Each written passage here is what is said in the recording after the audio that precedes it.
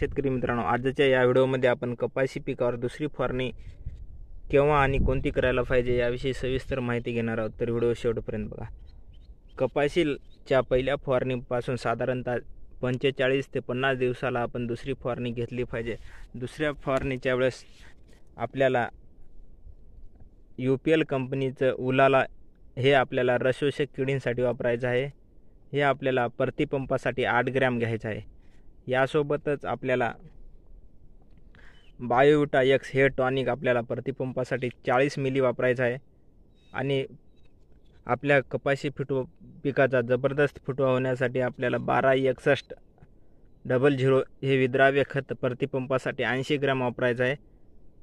आणि आपल्याला यामध्ये एक बुरशीनाशक वापरायचं आहे. यामध्ये तुम्ही मॅनकोचे प्लस कार्बनडेन्झिम हे कंटेंट असलेलं UPLचं साफ हे बुरशीनाशक प्रतिपंपासाठी 30 ग्रॅम वापरायचं आहे. धन्यवाद.